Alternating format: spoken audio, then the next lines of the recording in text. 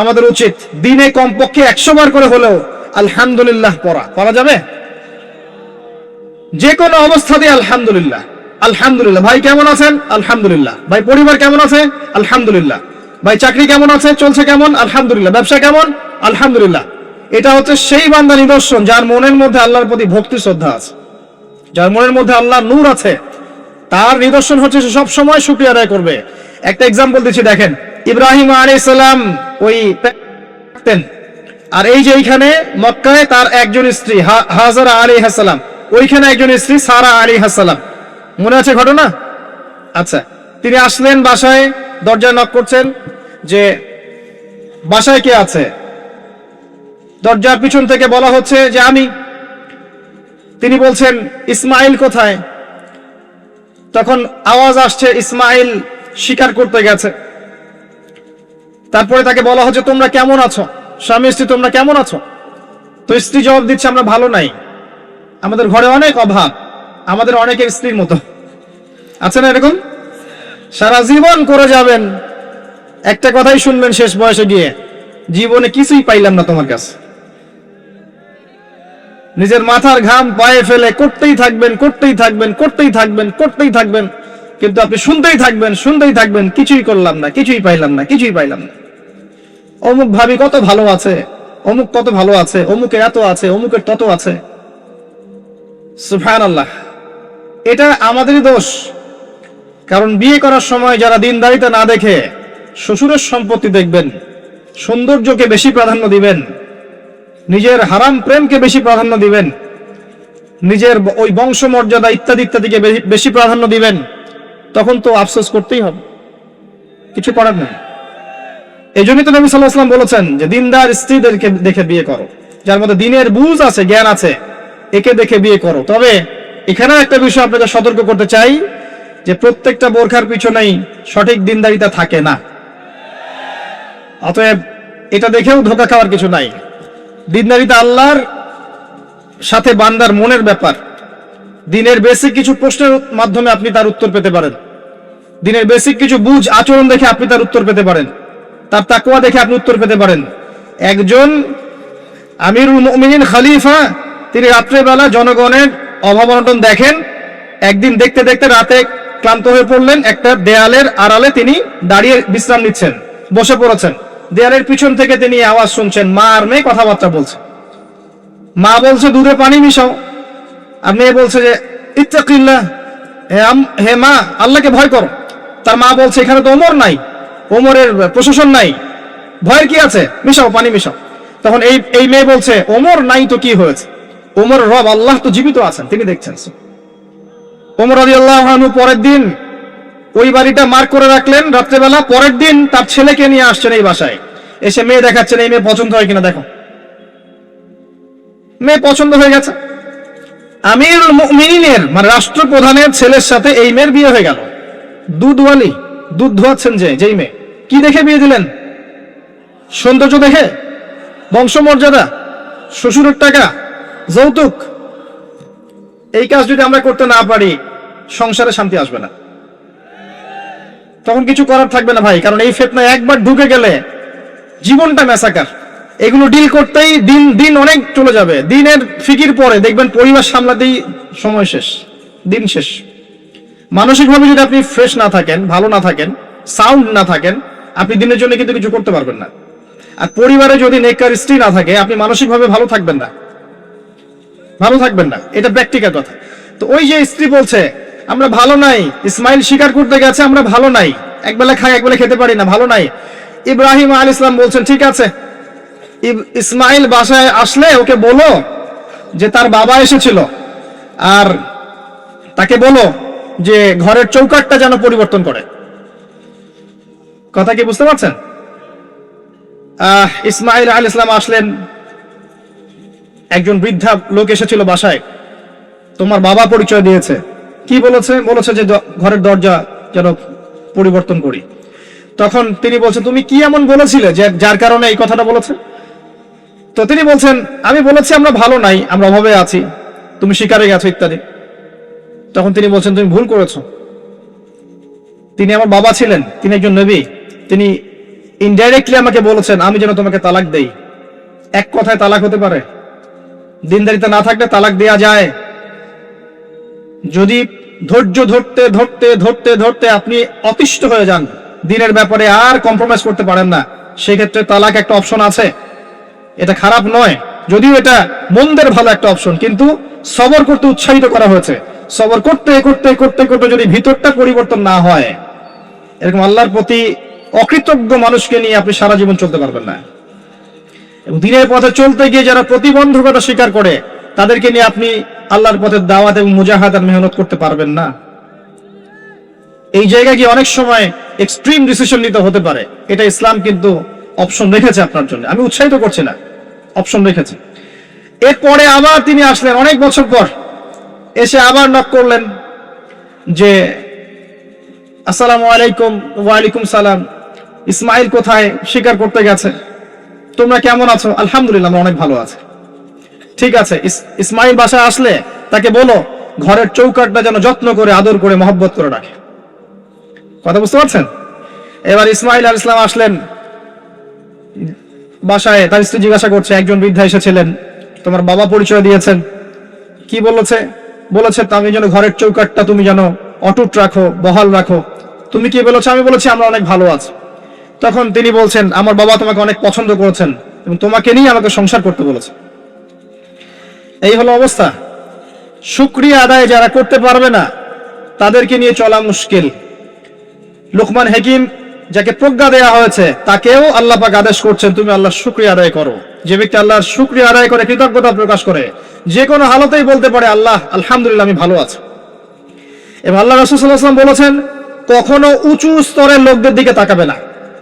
যার উঁচু বাড়ি আছে, তোমার চেয়ে উঁচু বাড়ি আছে, তোমার চেয়ে বড় গাড়ি আছে, তোমার চেয়ে বেশি টাকা আর্ন করে, ওদের দিকে দেখবে না, ওদের দিকে চোখ দিও না, বরং তোমার চেয়ে নিচে যারা আছে, দরিদ্র যারা, তোমার চেয়ে যারা দরিদ্র, ওদের দিকে তাকাও। তাহলে তুমি আল্লাহর নিয়ামতের শুকরিয়া আদায় করতে পারবে ইনশাআল্লাহ তাআলা।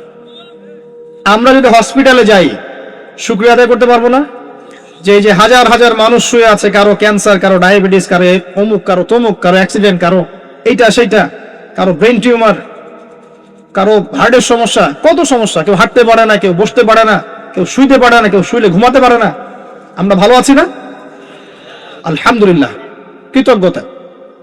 যখন আপনি আপনার চেয়ে বিপন্ন কোনো মানুষকে দেখবেন, দেখে যদি এই দোয়াটা পড়েন আলহামদুলিল্লাহিল্লাযী আফানি মিম্মা তালাকা বিহি ওয়া ফাদ্দালানি আলা কাসীরিন মিম্মান খালাকা তাফদীলা। আল্লাহর শুকরিয়া আদায় করছি যে আল্লাহ তোমাকে যে বিষয় দিয়ে পরীক্ষা করেছেন, আমাকে তার থেকে নিরাপদ রেখেছেন, এবং হাজার মানুষের চাইতে আল্লাহ পাক আমাকে উত্তম জায়গায় রেখেছেন, ভালো রেখেছেন। এই দোয়াটা যে ব্যক্তি পড়বে, ওই বিপদ তাকে স্পর্শ করবে না ইনশাআল্লাহ। এভাবে আপনি আল্লাহর শুকরিয়া আদায় করতে পারেন। আর আল্লাহ পাকের শুকরিয়া আদায় করার সবচাইতে বড় নিদর্শন হচ্ছে আপনি আল্লাহর আদেশ নিষেধ মেনে চলছেন কিনা। যে ব্যক্তি আল্লাহর আদেশ এবং নিষেধকে মেনে চলছে, এই ব্যক্তি প্রকৃতপক্ষে আল্লাহর শুকরিয়া আদায় করছে, তাই নয় কি? খালি মুখে যদি বলি আমি আল্লাহর শুকরিয়া আদায় করি, নামাজ নাই, সওম নাই, যাকাত নাই, কিচ্ছু নাই, মুখে মুখে বলছি আমি আল্লাহকে অনেক ভালোবাসি, এই ভালোবাসার দাম আছে? আল্লাহ পাক কি বলেছেন? যে তোমরা যদি আল্লাহর ভালোবাসা পেতে চাও, কুল ইন কুনতুম তুহিব্বুনাল্লাহ ফাত্তাবিউনি, আমার অনুসরণ করো। কার অনুসরণ? মুহাম্মদ সাল্লাল্লাহু আলাইহি ওয়াসাল্লামের অনুসরণ করো, তার সুন্নাহ মাফিক জীবন করো। ইনশাআল্লাহ আল্লাহ পাক তোমাদেরকে মাফ করে দিবেন, আল্লাহও তোমাদেরকে ভালোবাসবেন ইনশাআল্লাহ। লুকমান আলাইহিস সালামকে আমি আলাইহিস সালাম বলছি এই অর্থে তার উপর শান্তি বর্ষিত হোক, এই অর্থে বলছি। এরপর পরের আয়াতে লুকমান আলাইহিস সালাম, লুকমান হাকিম, তিনি বলছেন ওয়াইজ ক্বালা লুকমান লিবনিহি, তার সাথে তার সন্তানের একটা কনভারসেশন হচ্ছে। এটা ভালো করে শোনেন, তার সাথে তার সন্তানের একটা কনভারসেশন হচ্ছে। তিনি তার সন্তানকে কিছু নসিহত করছেন, ওয়াজ করছেন, যেই নসিহতগুলো আল্লাহ পাকের কাছে এত ভালো লেগেছে, আল্লাহ পাক কুরআনুল কারীমের মতো কিতাবে সেটাকে নিয়ে এসেছেন। কিয়ামত পর্যন্ত এটা থাকবে ইনশাআল্লাহ। কিয়ামত পর্যন্ত একজন বাবা একজন ছেলের এই কনভারসেশন থাকবে ইনশাআল্লাহ। আমরা তো মনে করি সন্তানকে মানুষ করবে তার মা, এখানে আমরা দেখছি সন্তানকে নসিহত করছেন তার বাবা। আমরা ইউসুফ আলাইহিস সালামের ক্ষেত্রেও সেটাই দেখেছি, যে সন্তানকে নসিহত করছেন তার বাবা। আমরা কোরআন ঘাটলে দেখি যে বাবা সন্তানকে নসিহত করেন, মা নসিহত কম করেন। জি, ইব্রাহিম আলাইহিস সালাম কথা বলছেন তার সন্তানের সাথে, ইউসুফ আলাইহিস সালামের সাথে তার বাবা কথা বলছেন, লুকমান আলাইহিস সালামের সাথে তার সন্তান কথোপকথন হচ্ছে। তাহলে কোরআন দেখাচ্ছে বাপ কা বেটা, বাপ যেমন সন্তান তেমন। বাপ হবে সন্তানের রিয়েল গার্ডিয়ান, মা তাকে মানুষ করবে, ইলম প্রজ্ঞা বাস্তবতা শেখাবে কে? বাবা। আর আমাদের বাবারা এখন মানি মেকিং মেশিন, তারা খালি টাকা আর্ন করার মেশিন। সকাল 10টায় বেরাবে, আবার রাত 10টায় আসবে। সন্তানের সাথে বাবার কোনো মিল মহব্বত নাই, দেখাশোনাই নাই। এটা ঠিক নয়। সন্তানকে মানুষ করতে হবে বাবাকে, তাকে প্যারেন্টিং শেখাতে হবে। আমাদের বাবাদেরকে প্যারেন্টিং শেখাতে হবে, মাদেরকেও শেখাতে হবে। আসেন আমরা এখান থেকে দেখব কিভাবে তিনি তার সন্তানকে নসিহত করছেন। এই নসিহত শুধু সন্তানের জন্য নয়, প্রত্যেকটা মানুষের জন্যই। আমরা এই নসিহতগুলোর মধ্য দিয়ে আমাদের লেকচারের ইতি টানবো ইনশাআল্লাহ তাআলা। আসুন, ওয়াইজ ক্বাল লুকমান লিবনিহি, যখন লুকমান হাকিম তার সন্তানকে বলেছিলেন, কি বলেছেন? ইয়া বুনাই, আদর করে বলছেন, হে আমার সন্তান, বাবা শুনো, লা তুশরিক বিল্লাহ। প্রথম নসিহত কি? আল্লাহর সাথে শিরিক করো না। লা তুশরিক বিল্লাহ, আল্লাহর সাথে শিরিক করো না। আমরা আমাদের সন্তানকে প্রথম কি শিখাই? Humpty Dumpty sat on a wall. আমরা শিখাই Jack and Jill went up the hill. আমরা শিখেছি জ্যাক একটা ছেলের নাম, জিল একটা মেয়ের নাম, ওয়েন্ট আপ দ্য হিল আপনাদের পাহাড়ে চলে গেল, ওই বান্দরবনের পাহাড়ের কোনায় চলে গেল একটা ছেলে একটা মেয়ে। তারপর কোনায় গিয়ে কি করলো সেটা আপনারাই বোঝেন।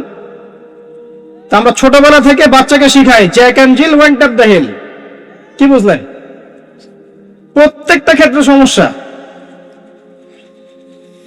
আপনি শরিয়াতে কি শিখাচ্ছেন? আমটি আপনি খাবেন পেরে? কার গাছের আম আপনি পেরে খাবেন? যাত্রার গাছের আম আপনি পেরে খেতে পারবেন? শুরুতে অজগর আসছে তেরে, সন্তানকে ভয় দেখে, অজগর তেরে আসছে। ওই বাচ্চা অজগরের কি বোঝে? শরিয়াতে অজগর আসছে তেরে, ভয়, আগে ভয় শেখানো হচ্ছে। শরিয়াতে অজগর আসছে তেরে, ভয়, আপনি ভয় পাচ্ছেন, বাচ্চা ভয় পাচ্ছে। রাত্রে ঘুমের স্বপ্ন দেখবে অজগর তেরে আসছে। হ্যাঁ, আপনি বাচ্চার সাথে যে কথোপকথনগুলো করবেন রাত্রে, সেগুলো সে স্বপ্ন দেখতে পারে। শরিয়াতে আপনি শিখাচ্ছেন আমটি খাবো পরে, কার গাছের আম পেরে খাবেন? গাছ কি আপনার? যাত্রার গাছের আম পেরে খাবে? সে চুরি করা শিখলো সে। এই তো হচ্ছে এখানে শাব্দিক ভাবে পরিবর্তন না আনতে পারলে, নৈতিকতা না ঢুকাতে পারলে সমস্যা তো। আর কালচার এভাবেই চলছে কেন? কেউ এখানে মাথা ঘামায় না কেন? সুবহানাল্লাহ, বই পুস্তক এখন টোটালি চেঞ্জ হয়ে, দিন দিন চেঞ্জ হচ্ছে। দেখবেন আগে আমরা অনেকগুলো নজরুল কবিতা পড়তাম, কবিতা নাই, আস্তে আস্তে আস্তে আস্তে ভ্যানিশ। একটা ভিতর থেকে একটা আদর্শ আপনাকে ইনজেক্ট করা হচ্ছে। কোন আদর্শ সেটা আপনি খুঁজে বের করেন, এবং যে আদর্শটা রাখা উচিত সেটাকে আস্তে আস্তে মাইনাস করা হচ্ছে। কোনটা সেটা আপনি ভাবেন। সন্তানকে বাবা শেখাচ্ছে ইয়া বুনাই লা তুশরিক বিল্লাহ। কোন পরিবারে এই লুকমান আলাইহিস সালামের মতো পিতা সন্তানকে শেখায় ছোটবেলায়, বাবা আল্লাহর সাথে শিরিক করো না? এটা একটা জায়গায় সম্ভব যারা ইসলামিক লাইনে পড়াশোনা করছেন, মাদ্রাসায় পড়াশোনা করছেন। আর এখানে আমরা এমন ভাবে তাকাই এদের দিকে যে এরা সমাজের সবচেয়ে নোংরা কিট নাকি, নাউযুবিল্লাহ। তো দেখেন, আমরা আরো শেখাই বাবা তোমাকে বড় হতে হবে, নিজের পায়ে দাঁড়াতে হবে, বৃদ্ধ বয়সে বাবাকে দেখতে হবে, মাকে দেখতে হবে, প্রতিষ্ঠিত হতে হবে। আগে আমরা বাচ্চাদেরকে এগুলো শিখাই। আর লুকমান হাকিম তার সন্তানকে শেখাচ্ছেন প্যারেন্টিং। দেখেন ইসলামিক প্যারেন্টিং, যে প্যারেন্টিংটা আল্লাহ পাক কবুল করেছেন, কোরআনে নাজিল করেছেন, কিয়ামত পর্যন্ত থাকবে ইনশাআল্লাহ। বাবা আল্লাহর সাথে শিরিক করো না। আগে সন্তানকে শেখান শিরিক কি জিনিস, তাওহীদ কি জিনিস। তখন বাবা সন্তান প্রশ্ন করবে বাবা শিরিক কি, তখন আপনি আস্তে আস্তে ওর বুঝ অনুযায়ী ওকে বলবেন। ওর বয়স যদি 5 বছর হয় একটা কথা বলবেন, 10 বছর হলে আরো বেশি বোঝাবেন, 15 হলে আরো বেশি বোঝাবেন। যখন ম্যাচুরিটি যেমন তেমনি বোঝাবেন। যদি ম্যাচুরিটি হয়ে যায় আপনি বোঝাবেন যে বাবা শোনো, শিরিক মোটামুটি 3 রকম হয়ে থাকে। মানুষ কথায় শিরিক করে, কাজে শিরিক করে, এবং মানুষ বিশ্বাসে শিরিক করে। যেমন কেউ যদি মনে করে বাবা যে আল্লাহ বলতে কেউ নাই, তাহলে শিরক হবে। কেউ যদি মনে করে সৃষ্টিকর্তা আল্লাহ নয় অন্য কেউ, তাহলে শিরক হবে। কেউ যদি মনে করে যে আল্লাহর পাশাপাশি আরো সৃষ্টিকর্তা আছে, তাহলে শিরক হবে। সন্তান বুঝবে না, একটা স্কুলের বাচ্চা বুঝবে না, ক্লাস 9-10 এর বাচ্চা বুঝবে না, কলেজের বাচ্চা বুঝবে না, একদম ছোট বাচ্চা কিছুই বোঝে না, ওকে বোঝানো যায় না আল্লাহ তোমাকে সৃষ্টি করেছেন, আল্লাহ ছাড়া কেউ নাই সৃষ্টিকর্তা। আল্লাহ তোমাকে সৃষ্টি করেছেন হয়তো বুঝবে না, আল্লাহ তোমাকে বানিয়েছেন ও বুঝবে না। আল্লাহ তোমাকে বানিয়েছেন, এই দেখো বাবা বাড়িটা আমরা বানিয়েছি, তোমার বাড়ি আমাদের বাড়ি আমরা বানিয়েছি, ও বুঝবে না? আল্লাহ তোমাকে বানিয়েছেন, তুমি মায়ের পেটে ছিলে, সেখান থেকে আল্লাহ তোমাকে দুনিয়ায় নিয়ে এসেছেন, বুঝবে না? বাচ্চাদের একটা ফিলোসফি থাকে, বাচ্চারা অনেক কিছু বোঝে, জানেন? বাচ্চারা অনেক কিছু বোঝে। একটা বাচ্চাকে আপনি বলেন প্যান্টটা খোলো তো, ও খুলবে না জীবনেও। একটা বাচ্চাকে বলেন এই তোমার প্যান্টটা খোলো, দেখি তুমি মুসলমানি করেছো কিনা। আমরা মজা করি না ছোটবেলায়, বাচ্চারা খুলতে চায় না, কারণ এই যে লজ্জাশীলতা আল্লাহ পাক দিয়ে তাকে পৃথিবীতে পাঠিয়েছেন। বাচ্চাদের ফিলোসফি আছে, এটা নিয়ে যারা বাচ্চাদেরকে নিয়ে পড়াশোনা করে, আপনার কোর্স করায়, ট্রেনিং দেয়, তাদেরকে জিজ্ঞাসা করেন। বাচ্চাদের সাথে শুদ্ধ ভাষায় কথা বলতে বলা হয়, বাচ্চাদের সাথে শুদ্ধ ভাষায় কথা বলতে বলা হয়, যাতে ওরা শুদ্ধ ভাষা শেখে।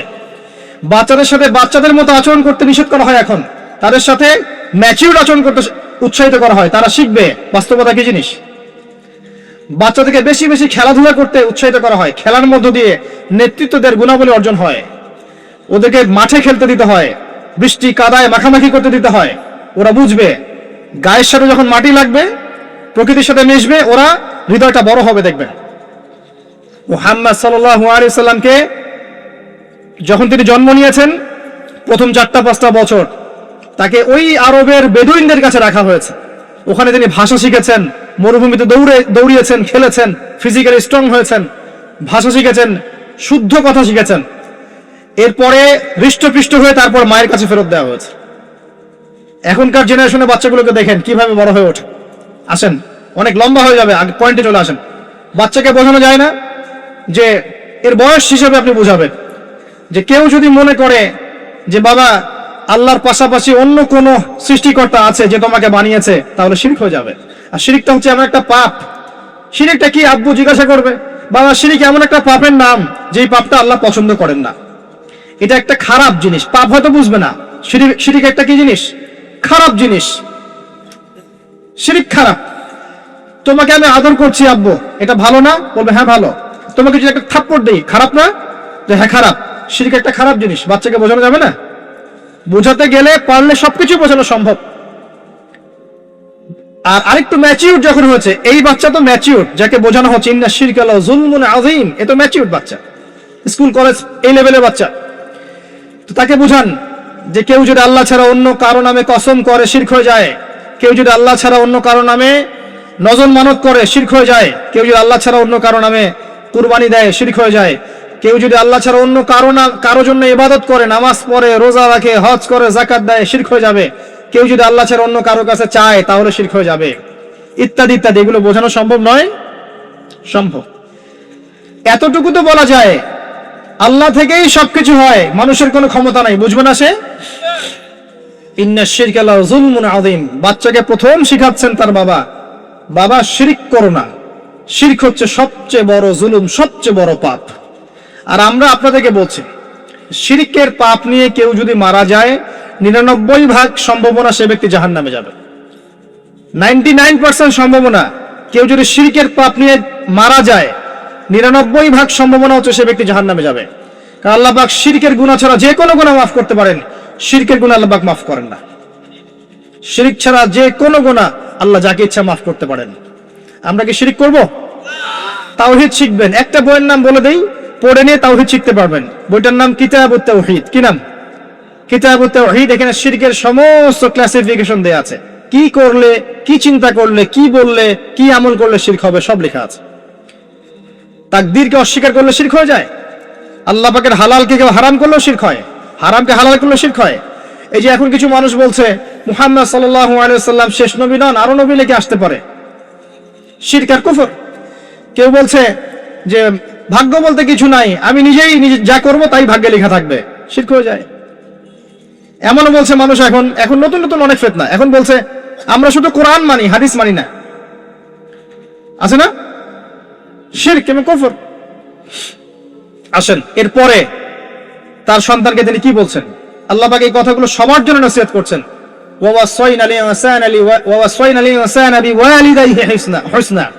এরপর আল্লাহ পাক বলছেন মানুষকে আদেশ করা হচ্ছে যেন মানুষ তার পিতা মাতার সাথে সুন্দর আচরণ করে। তার মা তাকে কষ্টের পর কষ্ট সহ্য করে গর্ভধারণ করেছে। ওয়া ফিসালুহু ফি আমাইন, তাকে প্রসব করেছেন এবং 2 বছর দুধ পান করিয়েছেন। আনিশকুরলি, মানুষকে আদেশ করা হচ্ছে যেন মানুষ আমার শুকরিয়া আদায় করে, আল্লাহ পাক বলছেন। ওয়ালি ওয়ালিদাই, এবং তার পিতামাতার শুকরিয়া আদায় করে। ওয়া ইলাইয়াল মাসির, আমার কাছেই ফিরে আসতে হবে। এই যে একটা আয়াতে কত শিক্ষা। সন্তানকে শেখানো হচ্ছে পিতামাতার সাথে ভালো আচরণ করো। সন্তানকে ছোটবেলা থেকে যদি শেখানো যায় যে পিতামাতা কি জিনিস, ওই সন্তানকে বড় হয়ে বৃদ্ধাশ্রমে বাবা মাকে পাঠাবে? ওই সন্তান পাঠাবে যাকে আপনি মানুষ করতে পারছেন না, সময় দিতে পারছেন না। আপনিও ব্যস্ত, আপনার স্ত্রীও ব্যস্ত, ফ্যামিলিস্ট রেভলিউশন, আপনিও ব্যস্ত, স্ত্রীও ব্যস্ত। বাচ্চা মানুষ হচ্ছে ওই যে ডে কেয়ার সেন্টারে কাজের বুয়ার কাছে, তো কাজের বুয়ার আদর্শই সে বড় হবে। আমি আমার শিক্ষাকে যদি সন্তানের মধ্যে দেই, আমার সন্তান আমার মতো হবে, স্বাভাবিক। আমার শিক্ষা না পেয়ে যদি অন্য কারো শিক্ষা সে পায়, তাহলে তার মতো হতে পারে, এটাই স্বাভাবিক। আপনি আপনার জায়গা থেকে চেষ্টা করলেন, ভবিষ্যতে গিয়ে আমাদের অবর্তমানের সন্তান কোন পথে যাবে আমরা জানি না। জানি নূহ আলাইহিস সালামের সন্তান বিপদগামী হয় নাই? হয়েছে, এটা পরের ব্যাপার। আমরা তো আমার জায়গা থেকে চেষ্টা করব না? সন্তানকে শেখানো হচ্ছে পিতামাতার সাথে ভক্তি শ্রদ্ধা করে চলো, কারণ তোমার মা তোমাকে কষ্টের পর কষ্ট সহ্য করে জন্ম দিয়েছেন। মায়ের প্রসব বেদনার একটা মোমেন্ট, একটা সেকেন্ড আমরা শোধ করতে পারবো? মায়ের দুধের 1 ফোঁটা দুধের দাম শোধ করতে পারবো? আজকে সেই মাকে দেখেন বৃদ্ধাশ্রমে রেখে আসে, সেই মাকে দেখেন মার্ডার করছে সন্তান সম্পত্তির জন্য, করছে না? এগুলো কি নতুন কথা না? অহরহ হচ্ছে এগুলো এখন। এবং আপনি এখানে পিতা মাতারও দোষ এড়াতে পারেন না। যখন পিতা মাতা সন্তানকে ইসলামিক আদর্শে বড় না করে ওই অন্যান্য বস্তুবাদী আদর্শে বড় করেছে, তখন সন্তান বড় হয়ে এমন বিপদগামী হয়েছে। এখানে পিতা মাতারও দোষ আছে। আল্লাহ পাক আমাদেরকে বোঝার তৌফিক দান করুন। আল্লাহ পাক এরপরে আবারও বলছেন, আমার শুকরিয়া আদায় করো, তোমার পিতা মাতারও শুকরিয়া আদায় করো। মনে রেখো, আমার কাছেই তোমাদেরকে ফিরে আসতে হবে। একটা দোয়া আল্লাহ শিখিয়ে দিয়েছেন অন্য একটা সূরার মধ্যে, যে যখন তোমাদের পিতামাতা বৃদ্ধ বয়সে চলে যাবে, তাদের সাথে এমন আচরণ করো যে উফ শব্দটা পর্যন্ত তাদেরকে বলো না। উফ শব্দটাও বলো না, বিরক্তি ভরে উফ শব্দটিও করো না। কোন সূরায় আছে? সূরা বনী ইসরাঈলের মধ্যে আছে।